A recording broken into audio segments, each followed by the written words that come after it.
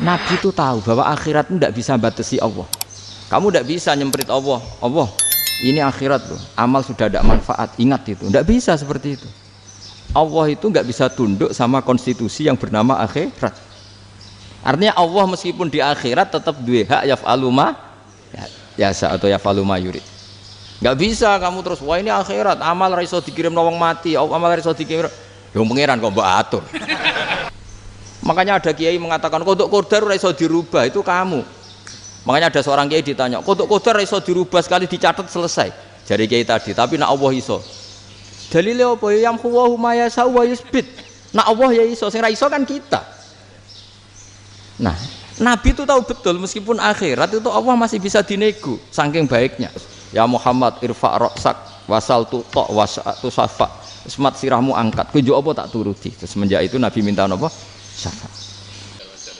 Karena dulu ulama itu sudut pandangnya itu ya seperti itu.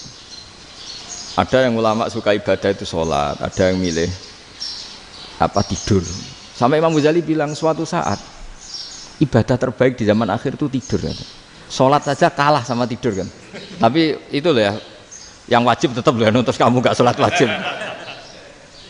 Begini beliau mencontohkan itu. Ada orang sholat tahajud terus obsesinya itu ingin hajatnya terkabulkan. Sementara yang tidur obsesinya nikmati rahmatnya Allah, boleh tidur, bisa tidur.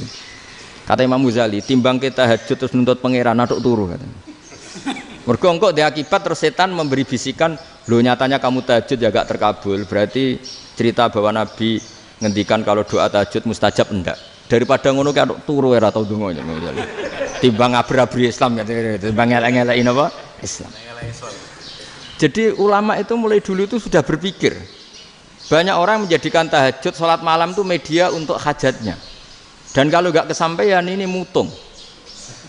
Nyalahkan kiainya ijazah ramandi. Macam. Daripada ngono ora usah apa? Tahajud itu turu. Dan jenis kayak ini tuh banyak. Makanya ulama kayak saya itu saenake dhewe itu ya jarak. Saya sering didolani muhibbin terus bilang Gus saya doakan gini-gini saya mau nyalon bupati atau saya gini. Saya bilang gak waduh orang dongo, nak ramandi darani ulama dongane ramandi. Nak mandi kamu jadi bupati tetap nganggep karena beli. Sopo sing ora roh bupati saya gak beli. Ribet kan? Ketika mereka jadi ngunsurkan doa kamu apa karena kemarin beli? Yang beli maksudnya nggak beli nggak usah tersinggung. Jadi ribet ngadepin. Nggak artinya gini loh, doa itu jangan dipakai begitu loh. Kalau minta nasihat tak nasihati jadi bupati yang baik, gubernur yang kalau minta doa itu resikonya. Akhirnya kiai kalau diminta doa ya doa sebenarnya diisinya itu nggak doa kemenangan. Selamat. Itu nggak selamat gitu. Karena ribet. Makanya Islam itu doa itu setelah iman. Aturan iman benar baru doa. Aturan iman benar termasuk Allah itu yaf'alu ma yasha, boleh melakukan yang dikehendaki. Allah enggak boleh terdikte oleh doa kita, enggak boleh. Ya saya ulang lagi ya, mazhab Hasan Asyadzili ini khas kita. Jadi la ilaha illallah itu didahulukan sebelum istighfar. Tapi kebalikannya mazhab Imam Sanusi itu dibalik. La ilaha illallah itu kalimat yang sakral. Karena yang sakral dibutuhkan muqaddimah, yaitu yang melafadzkan harus yang sudah bersih, yang sudah steril baru melafadzkan la ilaha illallah. Maka dalam mazhab Sanusiyah istighfar dulu baru la ilaha illallah. Nah cara mazhab Abdul Hasan Asyadzili kebalikan, istighfar itu sah setelah sahnya tauhid. Kamu ikut mana tuh? Asyadzili apa Sanusiyah? Alhamdulillah sama-sama tidak paham ya sudah. Akhirnya sudah. Ya saya nggak kemana-mana kan gitu. Jadi apa ya? Terus ini saya teruskan ini biar khas pesantren atau khas NU lah, kalau bahasa Pak Rektor khas NU. Ini Ben sampean tahu beberapa perbedaan itu lazim, halaman 24. Ya halaman 24 sama 25. Tak baca ini masih orisinil. An Sufyan bin Uyainah ini juga gurunya Imam Syafi'i. Kata Sufyan bin Uyainah beliau cerita, kana Isa wa Yahya alaihi masalam ya'tiyanil qaryah. Fayas'alu Isa an syirari ahliha. Was'alu Yahya an khiyari ahliha. Jadi Nabi Isa dan Nabi Yahya itu satu generasi, sama-sama masih muda. Kalau di satu kampung yang Nabi Yahya tanya, ini keluarga terbaik siapa? Saya mau nginap di situ karena kumpul orang baik itu nyaman. Kalau Nabi Isa kebalikan, keluarga terburuk mana ya? Saya tak di situ. Nah terus akhirnya faqala lahu Yahya, lima tanzilu ala syirarin nas. Kenapa kalau kamu bermalam kok malah kumpul orang-orang yang nakal? Innama ana tabibun udawil mardo. Saya ini nabi ibarat dokter. Di mana-mana dokter yang ngumpuli yang sakit, ngobati yang sakit. Makanya di NU itu ya banyak Ki Jazab mengumpuli yang nakal-nakal. Nak tepak yang ngentas yang nakal, nak ora tepak ya katut. Ini adu nyali lah sudah gitu. Tapi itu ada ilmunya, yaitu niru Nabi siapa? Isa. Kalau kamu dokter penelitian tuh cari daerah yang banyak pandemi apa yang bersih? Yang banyak pandemi, karena yang namanya penelitian ya di situ kan. Kalau kamu dakwah ngentas kemiskinan, ke daerah miskin apa daerah kaya? Nah sama, kalau ngentas kefasikan ke daerah fasik apa daerah orang soleh? Fasik. Ya, tapi itu Nabi Isa. Nah kalau kamu tidak Nabi kan potensinya kan itu. Tapi setidaknya bahwa kita sering disalahkan karena punya beberapa tokoh yang ngancani fasik-fasik, itu sebenarnya ada dalilnya, yaitu Nabi siapa? Isa. Nah terus masalah tegas dan lunak. Ketika ada mahasiswa misalnya pacaran, boncengan lanang dan perempuan, itu pilihan kita apa?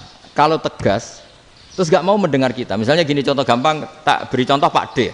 Jangan orang tua, nanti secara fikih itu beda. Nah ini kan kita orang pesantren, nah, biasa ngaji fikih detail. Kamu Pak D seorang perempuan, mahasiswi misalnya, sering pacaran. Setiap ke situ sama pacarnya kamu diam saja. Padahal kamu dosen keislaman. Mesti pamanaan kamu nyimpulkan, ternyata pacaran itu tidak apa-apa. Buktinya Pak D itu tidak negur, menengahi. Ini berarti as-sukut alal mungkar. Tapi kebalikannya, Pak D ini terkenal keras. Nak rono mesti ada kuponaan. Akhirnya yura rono. Mesti ngerti nak mesti diamuk. Nah, dua orang ini sama-sama gagal kan? Yang lunak menjadikan ponaannya pacaran terus karena enggak negur sehingga dikira membolehkan. Sing keras juga agak sempat bina wong rono era wani. Akhirnya dua orang ini sama-sama enggak ketemu, sama-sama enggak berkesempatan membina kan? Gagal membina kan? Karena yang keras ponaannya enggak pernah situ, berarti enggak bisa bina kan? Yang lunak membiarkan berarti juga ada bina. Nah, Islam itu antara dua itu. Ya agak terlalu lunak, enggak terlalu keras. Karena kalau terlalu keras, misalnya ada kiai terlalu keras, lu masyarakat mau tanya itu gimana? Lari kan? Lu saya ini punya pengalaman pribadi. Saya ini kan kecelok orang alim. Itu kalau pernah ya saya itu berusaha ya pokoknya ya umumnya orang alim lah. Tenang, terus anteng, enggak gejlok-gejlokan. Itu enggak ada yang tanya. Saya mimpi ketemu beberapa ulama itu disalahkan. Terus umat saya kalau mau tanya itu ke siapa? Wong alim wis wibawa, meneng tambah banget wibawane. Bala Quran sering gojlok rektor macam-macam. Terus wong wanita kok, saya biasa ke pasar pandangan dicegot orang. Gus, putri saya itu sering keluar darah tapi melebihi batas haid gini-gini. Kalau badhe sowan jenengan, gak usah sowan ning kene mbek ngadeg-ngadegan. Terus tanya, yang haid berapa hari, Gus? Ya supaya rudat ilal adat sebelum dia punya penyakit istihadah itu berapa? 6 hari ya sudah, kembali 6 hari lainnya mustahadah, tetap sholat, tetap normal. Tapi kalau sawi bawa moro pasar go tasbih duwilu. Iku mesti wong salaman njaluk donga yakin. Tapi baru kayak rada uraan ketemu wong-wong, dol pening ndi? Mak pening ndi? Gus beneran Gus ketemu jenengan kula wingi badhe tuwa kok. Akhirnya tanya. Dadi uraanku iku amdan. Lho nek sampean asli, iki asli uraan. Karena ndak uraan lah tetap ndak wibawa kan. Jadi baru kayak uraan itu ya banyak. Saya itu kalau ngantor di Jogja itu banyak orang yang tanya. Ya biasa tuh tanya macam-macam. Karena saya uraan. Ke pasar ya orang, bahkan di bis sering ketemu orang. Wah beneran Gus kalau badhe sowan jenengan badhe tanya ini. Ya sudah di sini aja. Jadi semua itu diilmoni. Nabi itu punya sisi yang dua-duanya jalan. Memang beliau luar biasa, dipilih Allah yang luar biasa. Nabi ketika wibawa itu banyak sahabat yang bahkan mengenali wajahnya aja tidak bisa. Ka'anna ala ru'usihim at-thair. Bayangannya seakan-akan di kepalanya itu ada burung yang takut terbang. Saking antengnya. Tapi Nabi sekali mengeluarkan job, sekali santai, itu sahabat tanya itu sampai yang nggak pantas ditanyakan. Nabi saya tadi kumpul istri saya, tapi tidak inzal, itu wajib mandi ndak? Aro'aita law anna ahadana ya'ti imra'atahu wa lam yunzil. Itu ya ditanyakan. Nabi pun kumpul ya betul saged inzal sepundi. Guys betul lagi. Terus ya ada yang tanya macam-macam. Ini saking ada sahabat dipanggil Nabi tambah lari, dipanggil lagi tambah lari. Panjenengan nyeluk, oh pas kula kumpul bojo kula. Lah kula kuwatir jenengan orang suci, saya belum mandi, makanya saya lari. Nabi ngendikan innamal mukmin thahir, ya nak masalah ketemu kiai ra apa-apa ijek junub. Sementing kok nak salat ya adus sik. Tapi Nabi sekali pakai madzahirul jalal, tapi pakai wibawanya, itu orang enggak berani ngomong. Tapi sekali Nabi rileks, itu orang bisa tanya apa saja, termasuk halal yang enggak pantas. Lalu ada sahabat itu tanya lucu, tanya Maimunah. Maimunah itu ya cantik tapi sudah agak tua lah. Maimunah, ya umal mukminin, hukumnya ngambung bojo pas Ramadan piye? Wah gak roh aku, gak tahu diambung kan Nabi pas Ramadan. Tanya Saudah, wah malah ngarah diambung. Kalau Saudah itu kan wis tuwa itu. Lucunya istrinya jawab, tanya Aisyah yang mungkin Nabi. Iya, yang mungkin tanya Aisyah. Itu yang usul ya istrinya Nabi Maimunah. Selalu Aisyah. Tanya Mbak Aisyah. Ya Amirul ya umal mukminin gini-gini. Aisyah yang cantik masih perawan kan. Qabbalani Rasulullah bahwa oh Nabi biasa ngambung-ngambung pas Ramadan dan beliau tetap puasa. Akhirnya fakih ngarang kan wa takbil fi Ramadan wa tublah la tubtilu shauma ngambung ora. Iku ya udah biasa di sini. Ya nasib bojone ayu. Ndak ini artinya seasik itu gitu. Jadi garwane Nabi sing ngrasa rodok tuwa. Wah, aku ora tahu. Kok Aisyah. Serilek itu dulu itu. Maksudnya orang Islam pertentangan itu. Maksudnya ini ya balik semua ini bedanya orang pesantren sama orang kampus. Kalau orang kampus mau cerita agama itu rahmatan lil alamin, tapi nyontokno rileke ora iso. Agama itu rilek, tapi nyontokno rileke ora iso. Mergo ya rapati ngaji. Contohnya ora iso, dadi mau gawe kaidah kok Islam itu rahmatan. Jadi Nabi itu lah, Allah juga gitu. Allah itu kalau sudah memperlihatkan madzahirul jalal, itu mbok malaikat Jibril rawani. Ketika Allah dengan madzahirul jalal. Tapi kalau Allah dengan madzahirul jamal, madzahirul apa? Jamal. Iku yo gojok-gojok kan ambek makhluke gojok. Yo buli-bulian cara sakniki.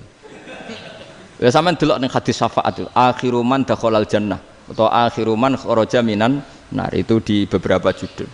Ada seorang rojul yang ahli neraka ya, dintas mbek pangeran terus didudono swarga. Gusti, swarga sengiler tok ora wong wayu ora wis ngiler tok. Ngerjaluk Gusti mosok roh tok ora oleh mlebu.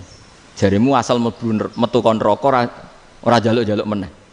Sumpah lho ya, gak jaluk apa-apa meneh. Mboten Gusti. Sekali saya keluar dari neraka ndak akan minta apa-apa lagi. Wis. Wallahi, wallahi. La as'alu ghairaha.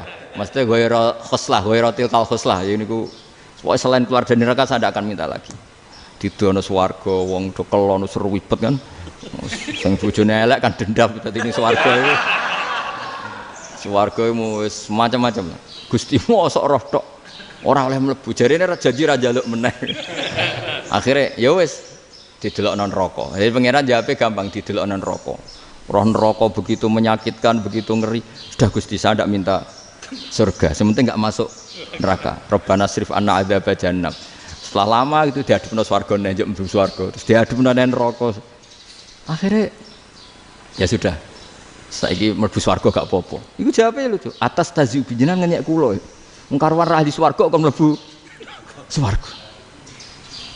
Terus akhirnya mlebu swarga, kan mlebu swarga tamanna, sangen-angen sing mbok jaluk apa?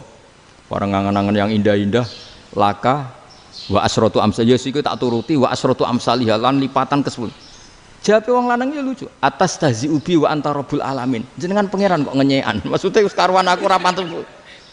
Terus jare pangeran, la astahzi ubika walakinni alama asya'u qadir. Aku gak ngenyek kowe, pancen aku pangeran. Nuruti kowe iku iso. Jadi Allah sendiri ketika dengan madzahirul jamal itu malaikat ya ono sing wani bantah. Masyhur itu kan malaikat sing bantah pangeran ataj alufiya mayufsidu fiya wasfikut. Karena Allah dengan madzahirul jamal. Sing paling masyhur Nabi Musa. Nabi Musa itu ketika Nabi Mi'raj. Nabi Mi'raj itu beliau kira-kira di langit keempat lah yang masyhur atau kelima. Ngelangkai. Nabi Musa nangis, ya Rabbi ini apa-apaan? Orang sing ja'a ba'di kemudian melangkai makom saya ini apa-apaan? Dan Nabi Muhammad kan apapun hebatnya kan junior. Kok melangkai makom saya ini apa-apaan? Enggak fair. Sampai Nabi Muhammad itu tanya gini sama Jibril. Reaksi Allah gimana ketika melihat Musa seperti itu? Jawab malaikat Jibril lucu. Ya rohidatahu, Allah sapal gayane Musa. Biar. Jadi lucu. Ya dibiarin aja sama Allah. Tapi yang jenenge Nabi Musa itu kekasihnya Allah, tetap berkah bagi kita. Betul. Ketika setelah Mi'raj diwajibkan sholat 50, gentena Nabi Musa kelihatan nabinya. Sebenarnya Nabi Musa itu sebetulnya loh, gak nguntungkan kita sebetulnya. Tapi yang nguntungkan, sebenarnya tidak niat nguntungkan kita, tapi nguntungkan. Nabi Ibrahim kan di langit ke-6, keren lah.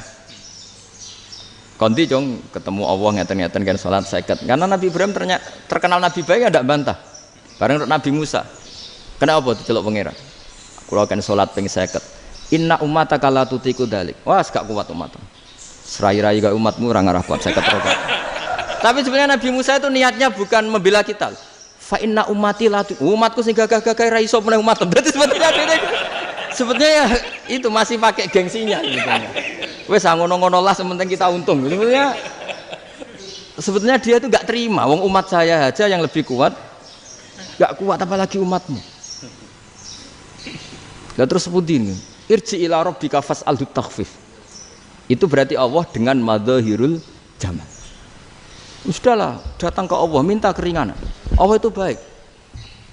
Minta, ambek Allah diringanan mau 5 tok. Jadi cek 45. Balik ke Nabi Musa, piro 45. Cek ra kuat umat. Wong umatku ra kuat dadi sebenarnya dia bilang umatku ra kuat. Lho cara Nabi Muhammad model wong Malang, yo beda umatku mbek umatmu. Ribet kan? Beda. Lho Nabi Muhammad kan tidak seperti itu kan? Tidak punya akhlak Malang kan? Akhlak. Maksudnya akhlaknya mujur itu, akhlak yang baik gitu. Ya akhlak yang mujur, bukan yang Malang gitu. Jadi Nabi ya manut.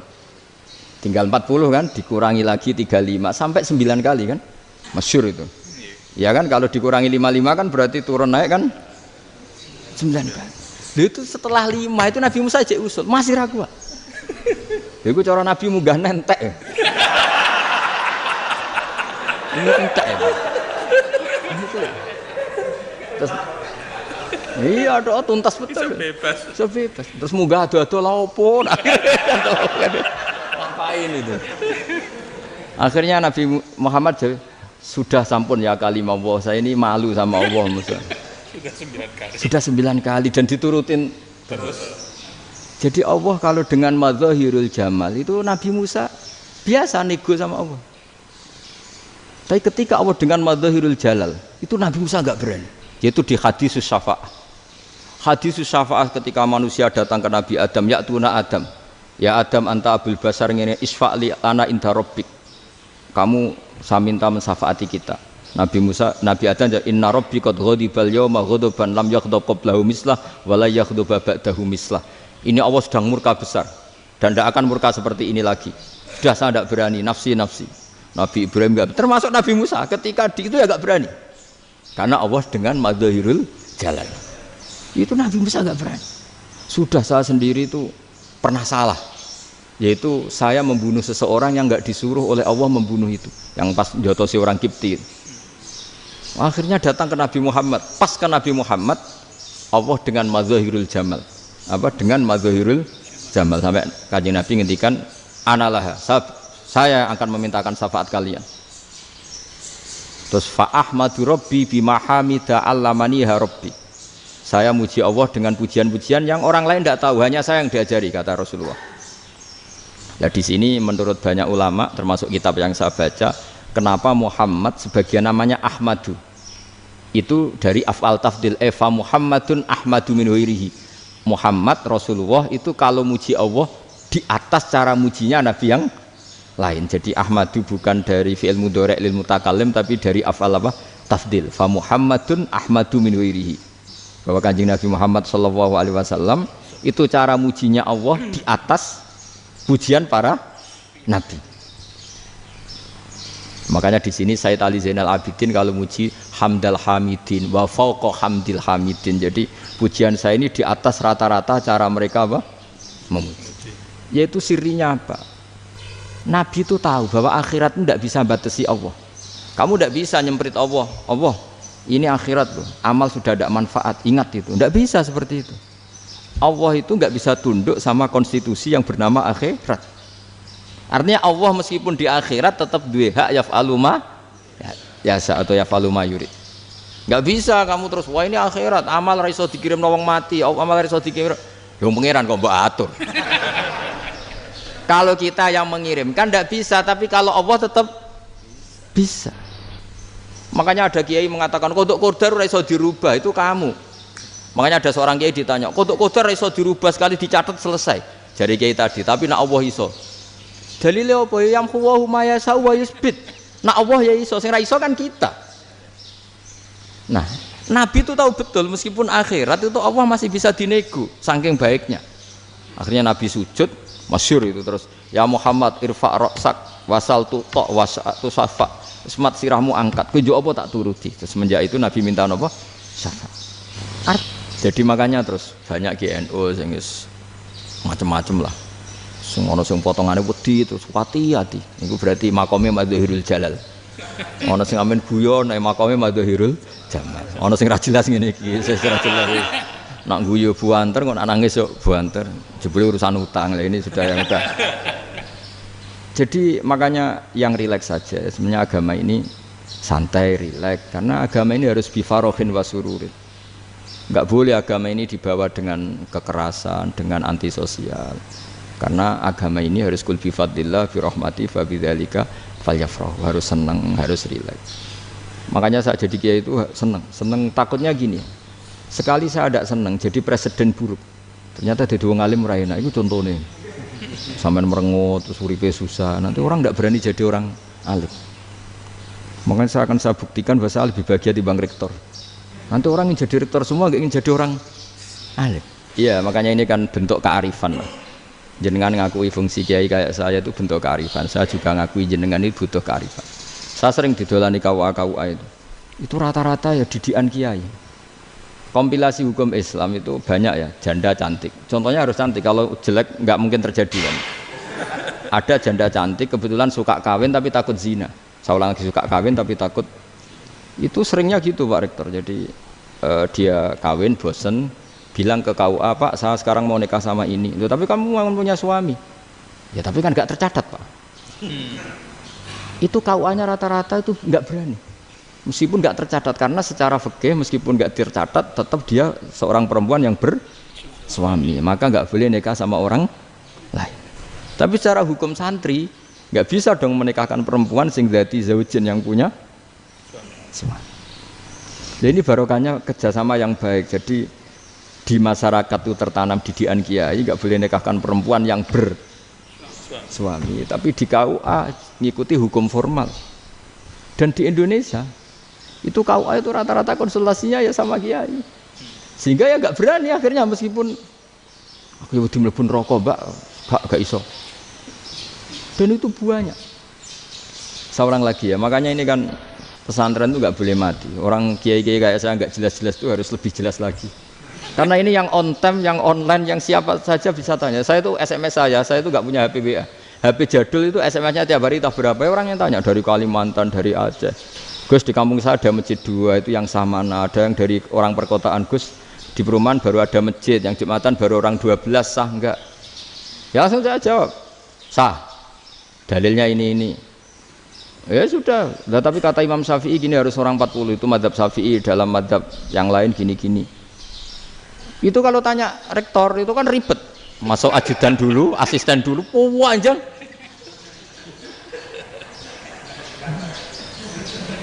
Wah itu kan ribet kan?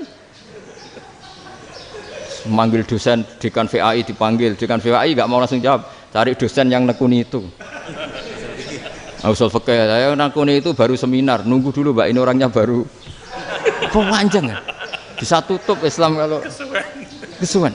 Coba kalau tanya kiai kan enggak ketemu di jalan. Dulu Mbah Zubair kata Mbah Mun, saya termasuk santri yang diapresiasi Mbah Mun. Dhisik Mbah Zubair ya ngono, anak nong takok wis sowan gak oleh. Gak takok ning kene ae. Saya biasa ditanya orang ngadeg-adegan. Ya alhamdulillah ilmunya cukup, kalau gak cukup ya kok sik. Jadi sebetulnya orang sopan itu ya agak-agak ada yang ditutupi sebetulnya. Mboten prayogi teng dalan nginjang mawon matur. Ya sebetulnya ya sebenarnya memang ilmunya agak cukup gitu. Tapi itu sebenarnya secara fikih itu haram, menunda itu haram. Ya haram tuh, coba bayangkan ya, kalau tanyanya sekarang, Gus saya ini sudah keluar darah 1 bulan penuh, padahal normalnya hanya 6 hari. Saya nanti sholat enggak? Kalau nginjang mawon dugi kula, berarti kan hari ini belum ada keputusan. Sholat apa enggak kan? Tapi karena modus tadi, boten prayogi nggih ngendikan ngoten teng dalan nginjang tengen kula. Itu kemungkinannya 2, sopan atau goblok itu saja. Kayaknya kalau sopan enggak lah. Kayaknya enggak lah kata. Karena secara fikih itu jelas haram. Bagaimana mungkin sesuatu yang harus dipraktekkan nanti zuhur dijawab besok, berarti zuhur, asar sampai subuh belum ada jawaban, berarti nggak ada sholat kan? Makanya dibutuhkan orang-orang alim yang kultural seperti ini, dan NU menghormati kultural. Tapi Mbah Mun juga sangat menghormati Islam formal, karena tadi produk-produk formal itu bisa dilembagakan oleh negara, dan itu kita ikut untung. Makanya Mbah Mun itu kalau punya tamu KUA, punya tamu polisi sampai pejabat itu. Kenapa saya contohkan KUA? Supaya jangan kira seperti pendapat orang-orang hasud, wah mesti aja disolani presiden seneng, menteri seneng. Enggak juga, sebenarnya semua kiai itu mulai KUA sampai polisi, polsek, polres itu seneng semua, karena sama-sama diajak mengawal bangsa ini, diajak mengayomi semua masyarakat. Tapi kadang-kadang masyarakat ngeritiknya, jenenge kiai disolani menteri ya seneng, presiden, padahal yang sowan kiai itu ya mulai KUA, kapolsek, kepala desa, RT, mudin. Itu mudin kalau tanya ya lucu-lucu. Gus kalau nate nyembelih pitik kemanian, pitik gue gede man. Akhirnya Gus ngerti nak kemanian langsung tak sebelah meneh. Terusane ku sah ta ora. Ribet. Ya tak jawab, lah pitike pasti ku jek urip ta ora. Terus urip Gus. Wis sah cara madzhab Malik jek urip. Karena itu ada perdebatan antara madzhab Malik dan madzhab Syafi'i. Nah cara Imam Syafi'i itu agak ketat. Hewan yang punya kehidupan sudah mutharibah, misalnya ayam jago, contohnya harus jago, karena kalau ayam kecil diikhlaskan haram. Jadi yang cilik wae kan gitu. Fikih itu ya, fikihnya orang Indonesia itu pecundang. Kalau ayam kecil nggak ditanyakan, mate ra wis. Kalau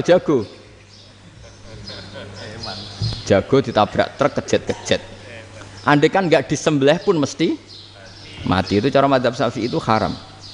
Karena penyembelihan ini tidak menjadi penyebab kematian, tapi memang karena kecelakaan tadi. Tapi cara madzhab Imam Malik enggak. Andai kan enggak disembelih, matinya kan 2 menit lagi atau 1 menit lagi. Andai kan enggak disembelih, berarti mati sekarang itu bawaan peso apa bawaan kecelakaan? Ya sudah halal gitu caranya. Nah akhirnya ya saya bilang ya sudahlah, kita semuanya Malik. Jadi cara debat, cara Imam Syafi'i enggak, cara berpikir itu sudah tidak kehidupan yang normal, yang dimana-mana penyembelihan itu mematikan yang hidup normal. Jadi agak ketat. Sehingga dalam contoh kemanian, kalau dalam bahasa Jawa nyembelih agak sempurna terus pesonya jatuh atau apa itu, kalau pakai madzhab Syafi'i agak kesulitan. Jadi kalau madzhab Malik asal diselesaikan secara fauron, dan juga sebagian madzhab Syafi'i itu halal. Nah orang mesti tanya gitu, Gus, wedhusku tabrak truk, man Gus kejet. Tapi nak pitik cilik ra ditakokno. Makanya termasuk kritiknya Mbah Mun, tapi ini madzhabnya Mbah Mun ya. Kamu boleh ikut boleh ndak, karena ini urusan ndak penting. Dewe wong-wong lucu, nak ditakoki yuyu muni haram mergo amfibi. Yuyu ngerti sampean? Yuyu nggih. Tapi nak ditakoki kepiting muni halal. Mergo nak yuyu haram gak eman, nak kepiting eman. Padahal alasannya coba, kenapa yuyu haram? Karena amfibi kan, bisa di air. Pertanyaannya, kepiting seperti itu ndak? Nah, tapi kepiting kalau haram kan eman. Karena besar kan. Kalau yuyu silahkan haram kan gitu. Artinya apa? Fikih kita ya agak-agak pecundang gitu, agak-agak pertimbangan. Iya, ini lucu kan? Kualitatif. Coba alasannya yuyu haram karena apa? Amfibi kan? Hidup dua alam. Pertanyaannya kepiting seperti itu enggak? Iya. Iya, kenapa kalau orang tanya, yuyu haram apa halal? Rata-rata jawab haram. Tapi kalau kepiting mulai khilaf. Loh mestinya kan sama kan? Nah itu Karena unsur imannya. iya tadi. Saya juga sering melihat tonggo-tonggo itu. Ayam cuwilik sakmene ketabrak truk, enggak ada yang tanya. Tapi saya pernah jalan-jalan di Naruan sini. Ono jago ketabrak, sing duwe langsung marani kula pas saya naik motor. Gus ini halal apa haram? Nak langsung kula sebelah halal apa haram? Wis kanggo kowe halal ya halal. Karena saya tahu tak jawab haram mesti kecewa itu. Aduh. Akhirnya kiai ini beratnya kan. Ya akhirnya ya saya setelah itu mate Imam Syafi'i ngapunten umat kula tuh ora siap ngangge madzhab jenengan tuh ndak siap. Untuk mazhab ini tidak sama. Iya kan akhirnya pakai madzhabnya Imam Malik tadi. Ya tak Fatihah Imam Syafi'i ini mboten niat nglawan jenengan. Tapi ngobati tiang eman. Mergo pitike besar itu. Jadi ini kan cerita ya itu makanya yang rileks saja lah bahwa Islam ini yang rileks, yang menyenangkan karena ya agama ini harus menyenangkan. Raditu billahi robba. Raditu itu seneng banget, ridho itu puas. Enggak boleh beragama pertuntungan terus emosinan, ya marem atau raditu itu marem jadi yang nyaman.